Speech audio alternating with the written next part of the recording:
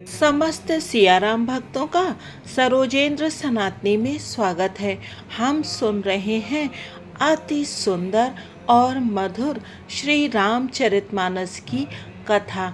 अभी तक की किष्किंधा कांड की कथा में हमने सुना कि प्रभु श्री राम ने बाली का वध कर दिया है।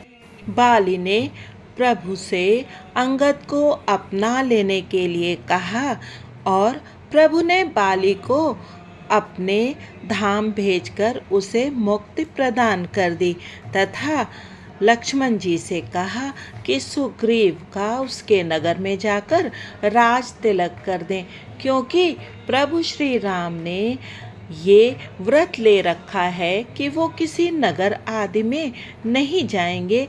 इसलिए उन्होंने लखनलाल को ये कार्य करने की आज्ञा दी। अब आगे की कथा सुनते हैं। प्रभु कर पंकज कपिकै सीसा, सुमिर सुदसा मगन गौरीसा। लक्ष्मण तुरत बुलाए पुरजन विप्र समाज, राजुदीन सुग्रीव कहाँ अंगद कह जुबराज। लक्ष्मण जी ने तुरंत ही सब नगर निवासियों को और ब्राह्मणों के समाज को बुला लिया और उनके सामने सुग्रीव को राज्य और अंगद को युवराज पद दिया। उमा राम समहित जग माही, गुरु पितु मातु बंधु प्रभु नाही। सुर नर मुनि सब कह यह रीति, स्वार्थ लाग करहि सब प्रीति। हे पार्वती, जगत में श्री राम जी के समान हित करने वाला गुरु पिता माता बंधु और स्वामी कोई नहीं है। देवता मनुष्य और मुनि सबकी यह रीति है कि स्वार्थ के लिए ही सब प्रीति करते हैं।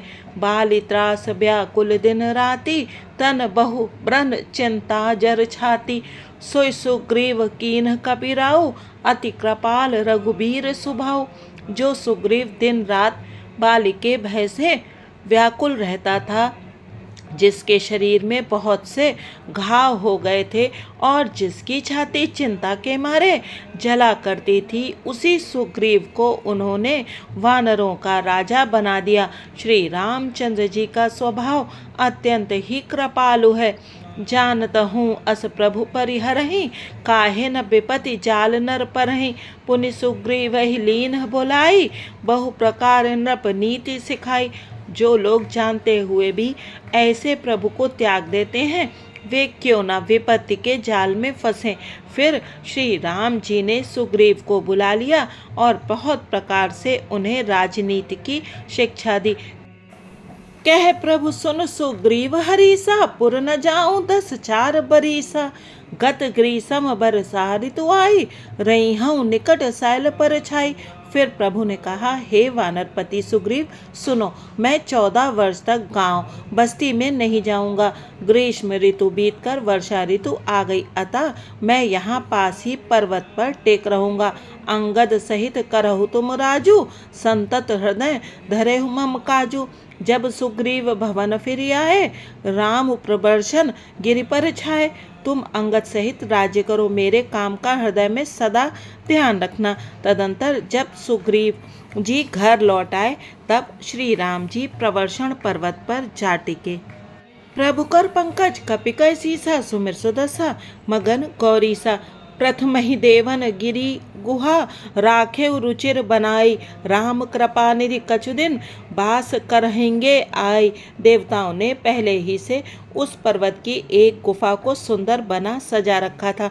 उन्होंने सोच रखा था कि कृपा की खान श्री राम जी कुछ दिन यहाँ आकर निवास करेंगे। सुंदर बन कुसुमित अति शोभा, गुंजत मधुप निकर मधुलोभा। कंद मूल फल पत्र सुहाए, भये बहुत जब ते प्रभु आए। सुंदर वन फूला हुआ अत्यंत सुशोभित है, मधु के लोभ से भौरों के समूह गुंजार कर रहे हैं। जब से प्रभु आए तब से वन में सुंदर कंद मूल फल और पत्तों की बहुतायत हो गई।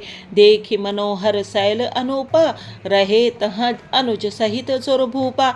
मधुकर खग मृग तनु धरि देवा, करहि सिद्ध मुनि प्रभु कै सेवा।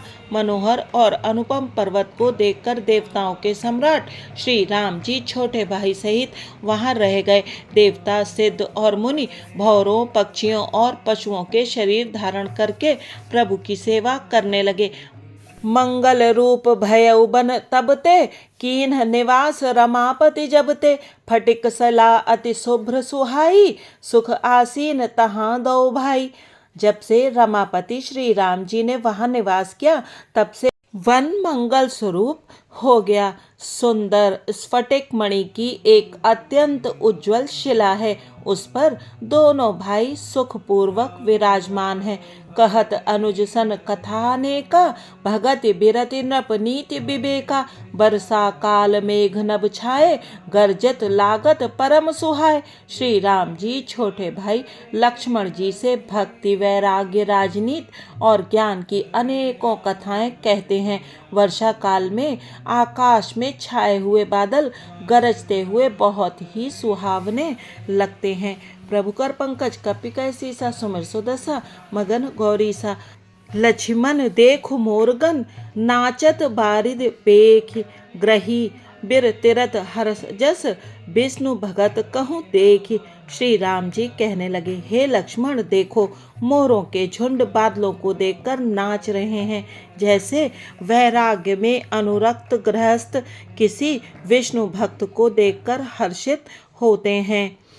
घन घमंड नभ गर्जत घोरा, प्रियाहीन डर पत मन मोरा। दामिनी दमक रह न घन माही, खलकै प्रीति जथा थिर नाही। आकाश में बादल घुमड़ घुमड़ कर घोर गर्जना कर रहे हैं। प्रिया, सीता जी के बिना मेरा मन डर रहा है। बिजली की चमक बादलों में ठहरती नहीं, जैसे दुष्ट की प्रीति स्थिर नहीं रहती। बरसहि जलद भूमि नियराए, जथा नवहि बुध विद्या पाए। बूंद अघात सहई गिर कैसे, खलके बचन संत सह जैसे। बादल पृथ्वी के समीप आकर नीचे उतरकर बरस रहे हैं, जैसे विद्या पाकर विद्वान नम्र हो जाते हैं। बूंदों की चोट पर्वत कैसे सहते हैं, जैसे दुष्टों के वचन संत सहते हैं। क्षुद्र नदी भरी चली तो राई, जस थोरे हूँ धन खल इतराई। भूमि परत भा ढाबर पानी, जनु जीवहि माया लपिटानी। छोटी नदियां भरकर किनारों को तुड़ाती हुई चली, जैसे थोड़े धन से भी दुष्ट इतरा जाते हैं, मर्यादा का त्याग कर देते हैं। पृथ्वी पर पड़ते ही पानी गंदला हो गया, जैसे शुद्ध जीव के माया लिपट गई हो। समिट समिट जल भरहि तलावा, जिमि सद्गुण सज्जन पहि आवा। सरिता जल जल निधि महु जाई, होई अचल जिमि जिव हरि पाई। जल एकत्र हो होकर तालाबों में भर रहा है, जैसे सद्गुण एक एक कर सज्जन के पास चले आते हैं। नदी का जल समुद्र में जाकर वैसे ही स्थिर हो जाता है, जैसे जीव श्री हरि को पाकर अचल आवागमन से मुक्त हो जाता है। प्रभु कर पंकज कपि कैसी सा, सुमिर सुदसा मगन गौरी सा। हरिति भूमि तृण संकुल समुझ परहि नहीं पंथ, जिमि पाखंड बाधते गुप्त होहि सद ग्रंथ। पृथ्वी घास से परिपूर्ण होकर हरी हो गई है, जिससे रास्ते समझ नहीं पड़ते, जैसे पाखंड मत के प्रचार से सदग्रंथ गुप्त लुप्त हो जाते हैं। दादुर धुनि चहु दिशा सुहाई, वेद पढ़हि जनु बटु समुदाय। नव पल्लव भय बिटप अनेका, साधक मंजस मिले विवेका। चारों दिशाओं में मेढकों की ध्वनि ऐसी सुहावनी लगती है, मानो विद्यार्थियों के समुदाय वेद पढ़ रहे हों। अनेकों वृक्षों में नए पत्ते आ गए हैं, जिससे वे ऐसे हरे भरे एवं सुशोभित हो गए हैं, जैसे साधक का मन विवेक ज्ञान प्राप्त होने पर हो जाता है। अर्क जवास पात बिनु भयउ, जस सुराज खल उद्धम गयउ। खोजत कतहु मिलई नहीं धूरी, करई क्रोध जिम धर्म ही दूरी। मदार और जवासा बिना पत्ते के हो गए, उनके पत्ते झड़ गए। जैसे श्रेष्ठ राज्य में दुष्टों का उद्यम जाता रहा, उनकी एक भी नहीं चलती, धूल कहीं खोजने पर भी नहीं मिलती। जैसे क्रोध धर्म को दूर कर देता है, अर्थात क्रोध का आवेश होने पर धर्म का ज्ञान नहीं रह जाता। शशि संपन्न सोह मही कैसी, उपकारी के संपत्ति जैसी। निशितम घन खद्दोत बिराजा, जन दम्भिन कर मिला समाजा। अन्न से युक्त लह लहाती हुई खेती से हरी भरी पृथ्वी कैसी शोभित हो रही है, जैसी उपकारी पुरुष की संपत्ति रात के घने अंधकार में जुगनू शोभा पा रहे हैं। मानो दंभियों का समाज आ जुटा हो। महावृष्टि चली फूट कियारी, जिम स्वतंत्र भय बिगरहि नारी।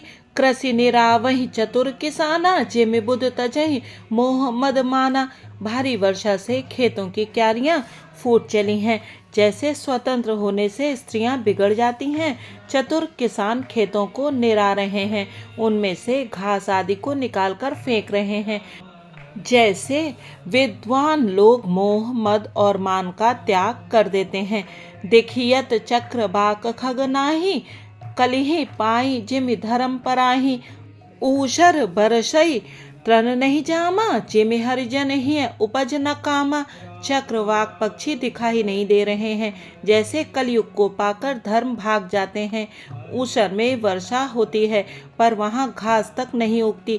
जैसे हरि भक्त के हृदय में काम नहीं उत्पन्न होता। विविध जंतु संकुल महिभ्राजा, प्रजा बाढ़ जिमि पाई सुराजा।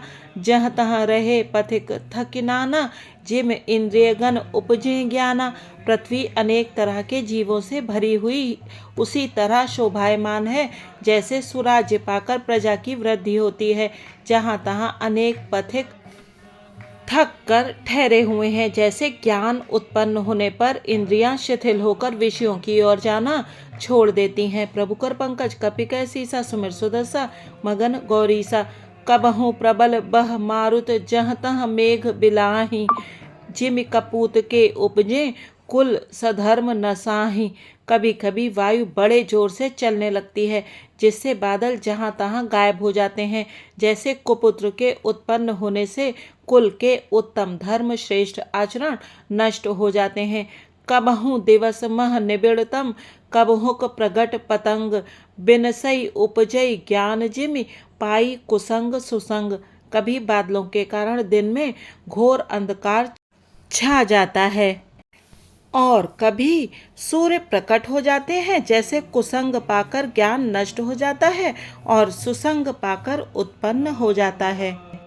बरसा बिगत शरद ऋतु आई, लक्ष्मण देखहु परम सुहाई। फूले कास सकल मही छाई, जनु बरसा कृत प्रगट बुढ़ाई। हे लक्ष्मण, देखो वर्षा बीत गई और परम सुंदर शरद ऋतु आ गई। फूले हुए कास से सारी पृथ्वी छा गई, मानो वर्षा ऋतु ने कास रूपी सफेद बालों के रूप में अपना बुढ़ापा प्रकट किया है। उदित अगस्त्य पंथ जल सोसा, जिमि लोभई सो सही संतोषा। सरिता सर निर्मल जल सोहा, संत हृदय जस गत मद मोहा। अगस्त के तारे ने उदय होकर मार्ग के जल को सोख लिया, जैसे संतोष लोभ को सोख लेता है। नदियों और तालाबों का जल धीरे धीरे सूख रहा है, जैसे ज्ञानी विवेकी पुरुष ममता का त्याग करते हैं। शरद ऋतु जानकर खंजन पक्षी आ गए, जैसे समय पाकर सुंदर सुकृत आ जाते हैं, पुण्य प्रकट हो जाते हैं। पंक नरेनु सोह असि धरनी, नीति निपुण नृप कै जसि करनी। जल संकोच बिकल भई मीना, अबुध कुटुंबी जिम धनहीना। न कीचड़ है न धूल, इससे धरती निर्मल होकर ऐसी शोभा दे रही है, जैसे नीति निपुण राजा की करनी। जल के कम हो जाने से मछलियां व्याकुल हो रही हैं, जैसे मूर्ख विवेक शून्य कुटुंबी गृहस्थ धन के बिना व्याकुल होता है। बिनु घन निर्मल सोह आकाशा, हरिजन एव परिहरि सब आशा। कहूँ कहूँ वृष्टि सारदी थोरी, को एक पाव भगति जिम मोरी। बिना बादलों का निर्मल आकाश ऐसा शोभित हो रहा है, जैसे भगवत भक्त सब आशाओं को छोड़कर सुशोभित होते हैं। कहीं कहीं विरले ही स्थानों में शरद ऋतु की थोड़ी थोड़ी वर्षा हो रही है, जैसे कोई विरले ही मेरी भक्ति पाते हैं। प्रभु कर पंकज कपि कै सीसा, सुमिर सुदसा मगन गौरीसा। आज श्री राम कथा को यहीं विश्राम देते हैं। अगले भाग में जानेंगे कि किस प्रकार से सुग्रीव भूल गए हैं कि उन्होंने प्रभु को वचन दिया था, और लक्ष्मण जी किस तरह से क्रोध में भरकर सुग्रीव को सबक सिखाने के लिए जाते हैं। प्रभु कर पंकज कपिकै सा सुमिर सुदसा मगन गौरी सा। आप सुनते रहिएगा प्रभु श्री राम की ये सुंदर कथा और बने रहिएगा सरोजेंद्र सनातनी के साथ। आप सभी को जय सिया राम जी की।